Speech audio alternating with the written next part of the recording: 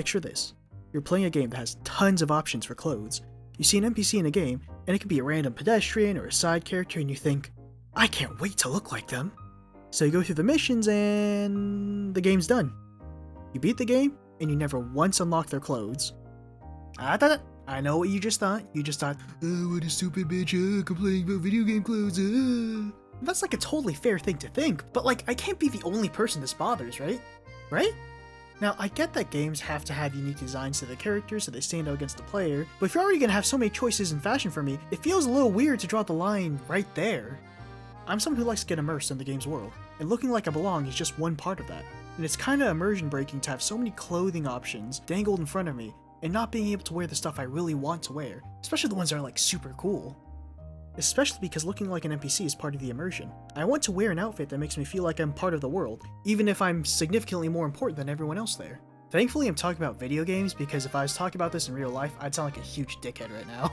I'm especially pretty bad because once I notice that there's something I like that I can't wear, I hyper-focus on it and it starts to make the entire game's fashion feel way worse than it probably is. So because of that, I start to recognize issues with the way fashion is in-game that didn't exist beforehand.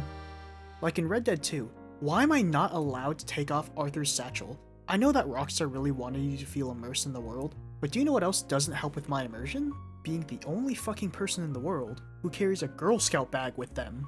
Now I get that it would look weird to have them remove the bag entirely, but they did it in online.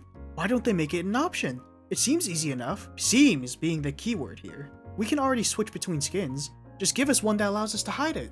Without it, I can have a super fancy outfit that gets thrown off because Scoutmaster Arthur decided to show off his Wilderness Explorer badges. I don't know why disappearing bird carcasses are where they draw the line with the immersion, because your guns will appear on your horse when you need them, even if they weren't there before. Oh, and you know what else happened? When I was on my way to record footage for this video, this happened.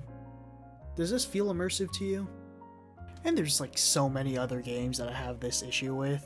Like, tell me why in Cyberpunk, a game founded in the punk movement, a game where the source material literally uses the phrase style over substance, a game where basically every important character wears accessories of some sort, does not allow you, the player, to wear a necklace, let alone a ring, even though one of the characters you play as literally wears a ring. Your best friend gets to have a sick chain, the rock and roll demon in your head gets to wear dog tags, but you gotta be a broken skinny little bitch. Like in the more recent Rise of the Ronin, it's weird to me that in a game where we can already get so many NPCs' clothing, some outfits like Saito Hajime's are completely impossible to get. Especially when we can get some other NPC outfits that you can't customize at all, like the Blue Demons, or how some of the NPC clothing you can get, like Ryoma's, looks different for no reason. It kinda feels like false advertising. The game's character customization is so in-depth, what was keeping them from giving us these outfits too? Ghost of Tsushima has so many different weapons that you can hide, yet for some reason, you can't choose to only wear one katana like the Ronin enemies in-game do.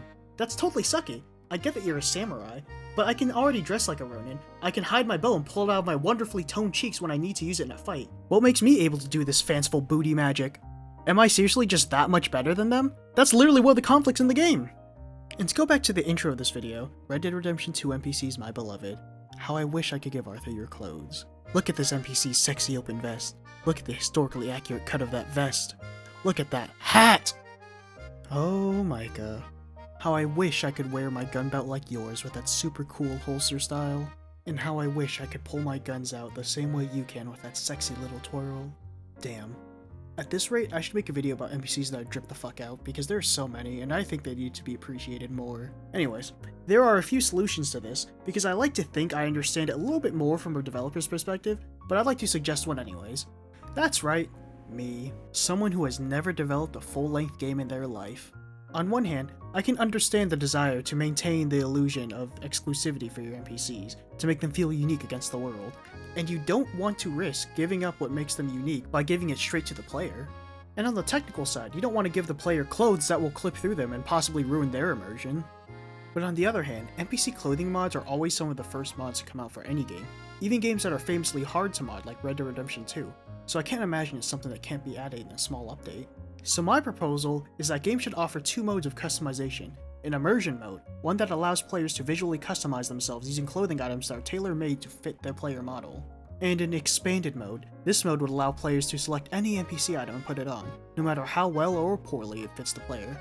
I think this could make both camps happy, and it would give the player even more control over their appearance. I know personally, seeing a really cool looking character is a surefire way to get me interested in basically any game. You know, bonus points if the rest of the game is good too.